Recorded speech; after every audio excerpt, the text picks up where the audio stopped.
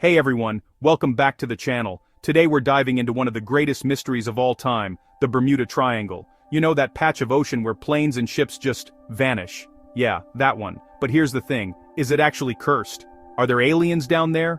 Or is something else going on? Stick around because what I found is going to blow your mind, and trust me, by the end of this video, you're going to see the Bermuda Triangle in a completely different light. And hey, if you're new here, smash that subscribe button because we're all about uncovering mysteries and getting to the truth. We don't just repeat the same old stories, we dig deep and find out what's really happening. Alright, let's get into it. So, picture this. December 5th, 1945, Fort Lauderdale, Florida.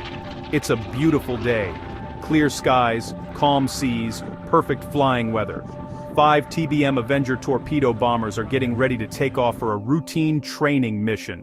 These aren't some random planes with inexperienced pilots. These are military aircraft and the crews are trained professionals. The mission? Simple navigation exercises over the Bahamas. Should take about 2 hours, then they'd be back for dinner. Flight 19, they called it. 14 men total. Everything's by the book. The planes take off right on schedule. For the first part of the mission, everything's totally normal. They're flying their route, doing their exercises, no problems whatsoever. But then, about an hour and a half into the flight, something weird starts happening. The flight leader, Lieutenant Charles Taylor, and this guy's not some rookie, he's got over 2,500 flight hours under his belt, suddenly radios in that his compasses aren't working. Both of them. He says he doesn't know where they are. Now the base is trying to help him figure it out. But Taylor's convinced he's over the Florida Keys when he's actually way off course. He thinks if they fly northeast, they'll hit land. But he's wrong. They're actually flying out into the Atlantic Ocean, getting further and further from safety. For hours, these planes are circling around trying to figure out where they are. The radio transmissions are getting more and more desperate. They're running out of fuel. It's getting dark. And Taylor keeps making the wrong calls because he's convinced of his position. The last transmission anyone heard from Flight 19 was around 7 p.m. Something about when the first plane got down to 10 gallons of fuel, they'd all ditch together. And then, nothing. Radio silence. Gone. All 5 planes, 14 men, just disappeared into the ocean. But wait, it gets even crazier. The Navy immediately sent out a rescue mission. A Martin Mariner flying boat with 13 crew members took off to search for the missing planes, and guess what? That plane disappeared too. 6 aircraft, 27 people total, vanished in one day. This is Flight 19, and it's probably the single most famous Bermuda Triangle mystery. It's the one that really cemented the legend in people's minds. But here's the thing, it's definitely not the only disappearance in this area, not even close. So what even is the Bermuda Triangle? Great question. Basically, it's this triangular area in the Atlantic Ocean. The 3 points of the triangle are Miami, Florida, San Juan, Puerto Rico, and the island of Bermuda. Connect those 3 dots, and you've got roughly 500,000 square miles of ocean. That's a massive area we're talking about here. And over the years, we're talking decades and decades, there have been literally dozens of ships and planes that have disappeared in this area without a trace. No wreckage washing up on shore. No bodies found, no distress signals sent out, just poof, gone, like they never existed. Now you might think this is a modern phenomenon, right? Like, maybe it started with Flight 19? Nope. This has been going on for centuries. Even Christopher Columbus, yeah, the Christopher Columbus, reported weird stuff happening when he sailed through this area back in 1492. He wrote in his journal about seeing strange lights in the sky, like a great flame of fire that crashed into the sea. He also noted that his compass was acting all weird, giving strange readings that didn't make sense. Fast forward a few hundred years, and the incidents just keep piling up. In 1918, the USS Cyclops, this massive Navy cargo ship, disappeared with 306 people on board. 306 people. It was traveling from Barbados to Baltimore, and it just vanished.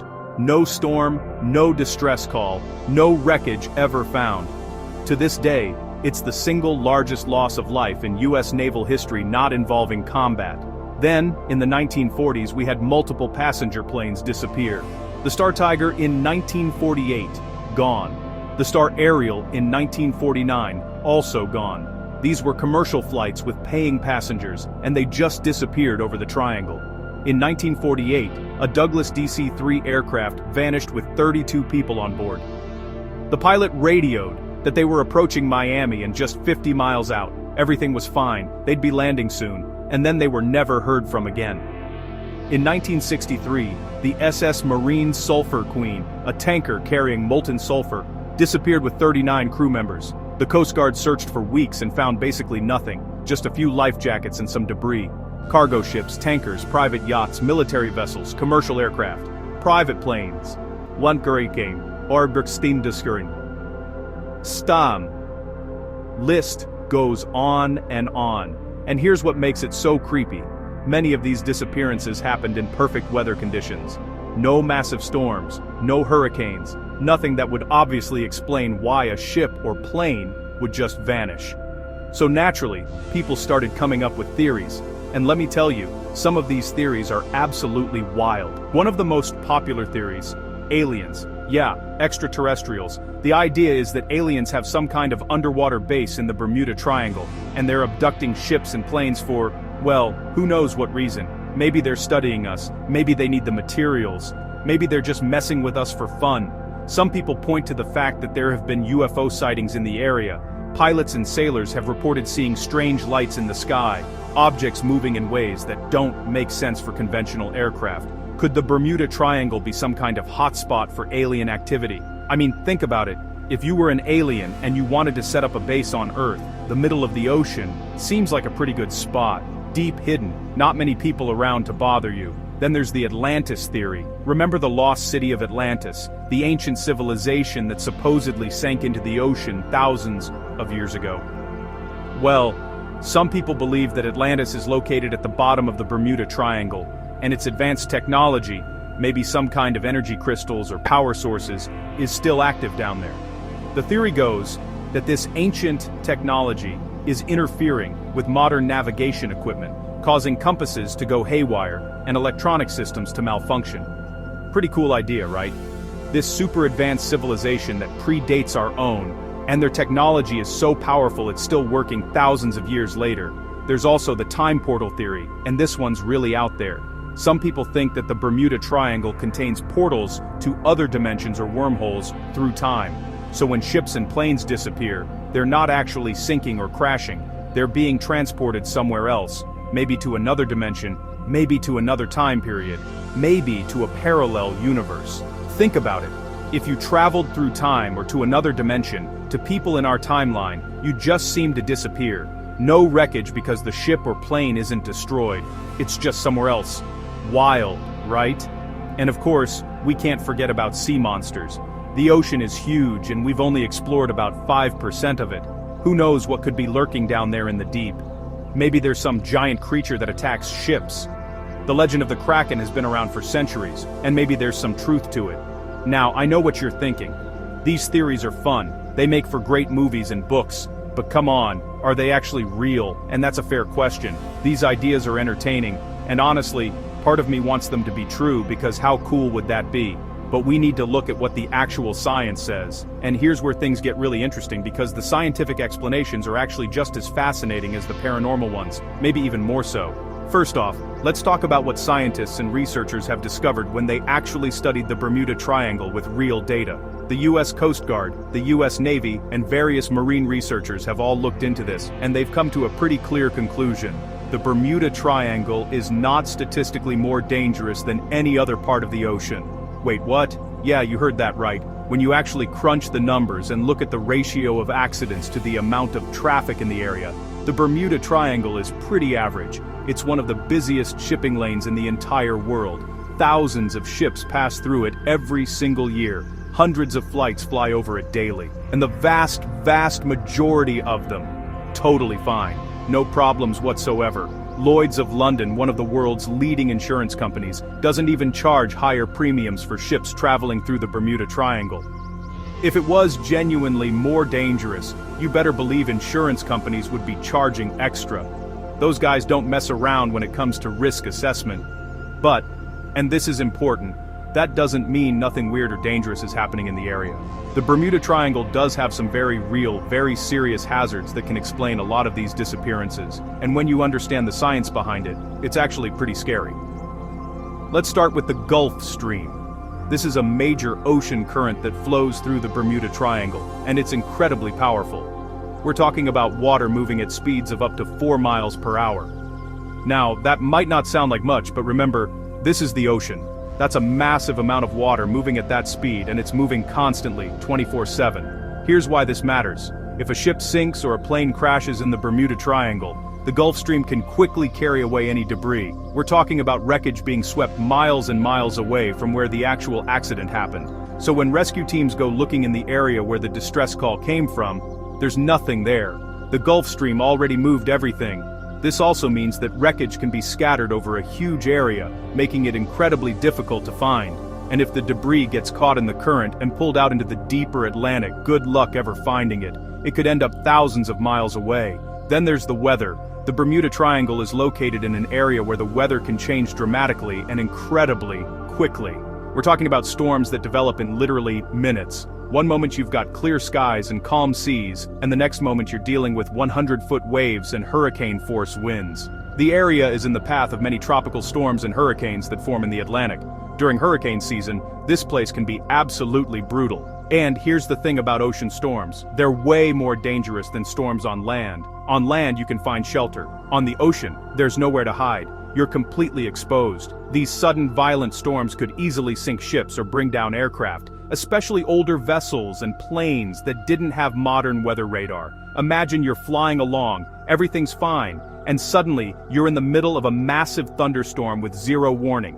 Terrifying. Now let's talk about the ocean floor because this is fascinating. The topography of the ocean floor in the Bermuda Triangle is extremely varied and, in some places, really dramatic. You've got areas that are relatively shallow, and then suddenly the floor drops away into these massive trenches that go down 19,000 feet or more. That's almost 4 miles straight down. At those depths, the water pressure is absolutely crushing. We're talking about thousands of pounds per square inch. If a ship or plane sinks into one of these trenches, it's basically gone forever. We don't have the technology to easily search at those depths, and even if we found something, recovering it would be nearly impossible.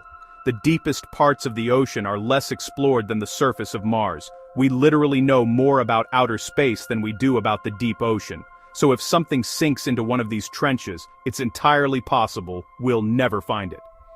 But here's where it gets really interesting. The methane gas theory. This is a relatively recent scientific discovery, and it could explain a lot of the mysterious disappearances.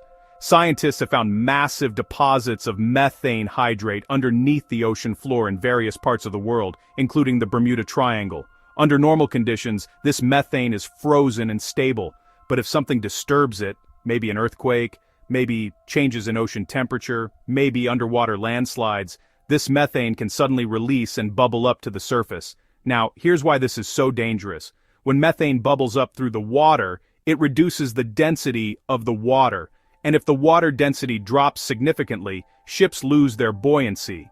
Imagine you're in a boat, floating along just fine, and suddenly the water beneath you becomes less dense. You sink. Fast. And I'm not talking about slowly taking on water and sinking over hours. I'm talking about a ship going down in seconds, maybe a minute or two. This would explain why some ships seem to disappear without any warning or distress call. If a massive methane eruption happened right under a ship, the crew wouldn't have time to send an SOS. One moment they're fine, the next moment the ship is plunging toward the ocean floor. But it gets even crazier. Methane can also affect aircraft.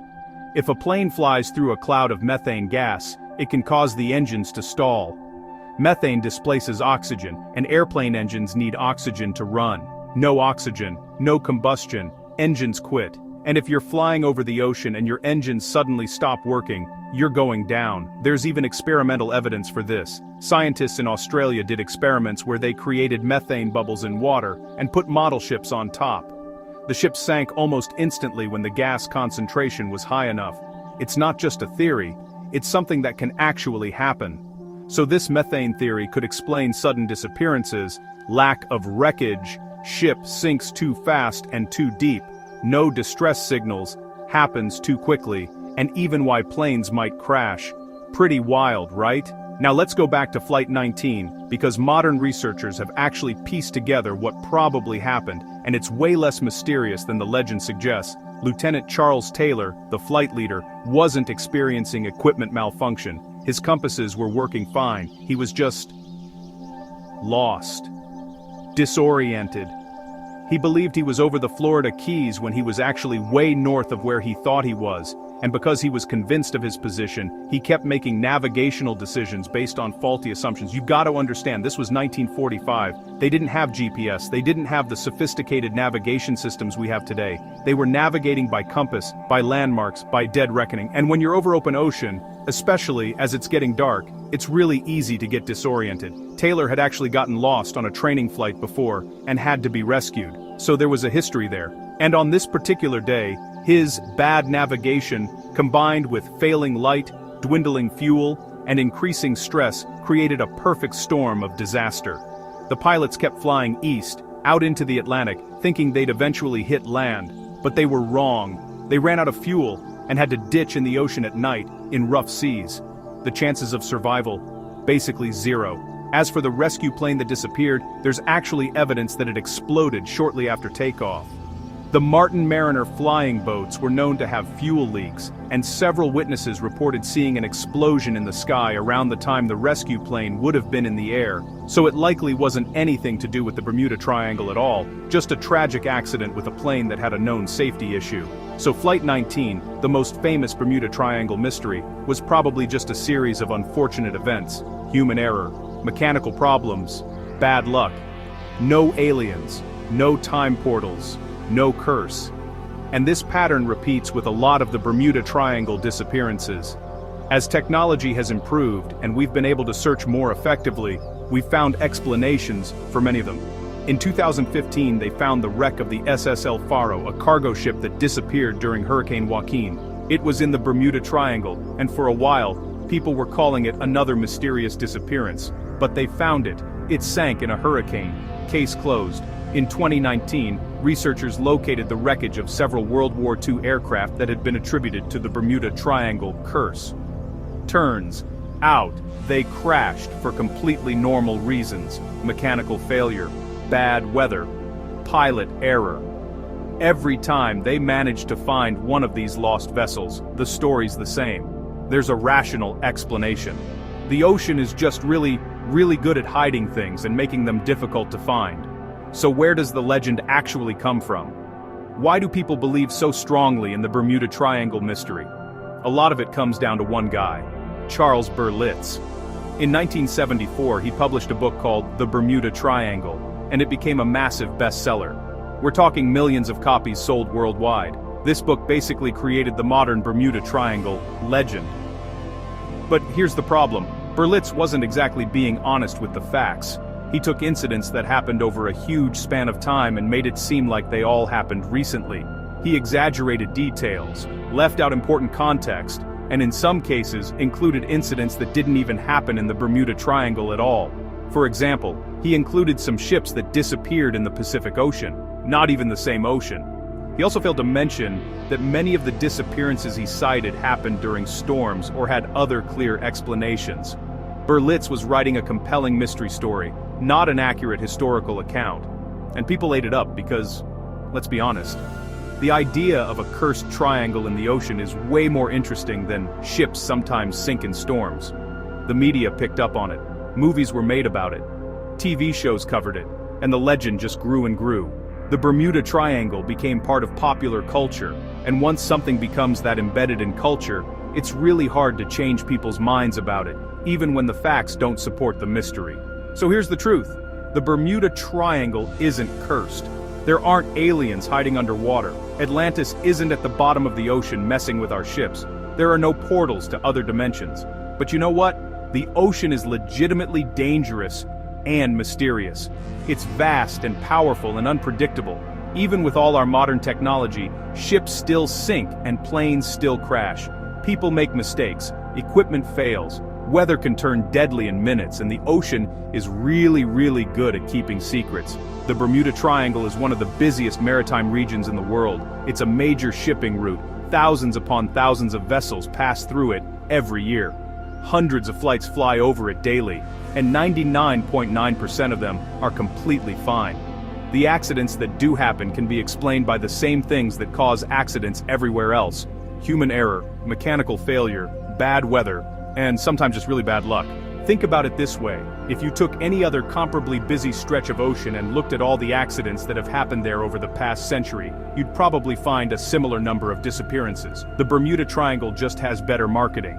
That said, there are still some disappearances that haven't been fully explained, and probably never will be. Some ships and planes are still missing, their wreckage never found. And you know what? That's okay. The ocean is massive. It covers 71% of the Earth's surface. We've only explored a tiny fraction of it. There are probably thousands of shipwrecks on the ocean floor that we'll never find.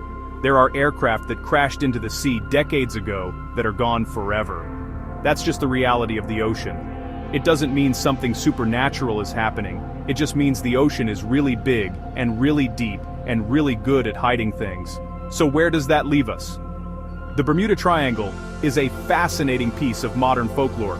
It's a testament to humanity's love of mystery and our desire to find patterns and meaning in random events. It's also a reminder of how easily misinformation can spread and become accepted as fact. But it's also a reminder that the ocean is genuinely awe-inspiring and powerful. Even though the triangle isn't mysteriously cursed, the real ocean is still incredible, and in many ways just as mysterious as any legend.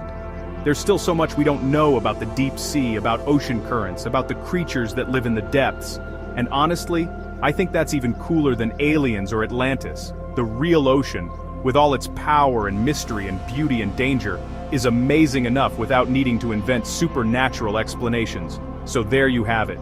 The Bermuda Triangle mystery, fully explained.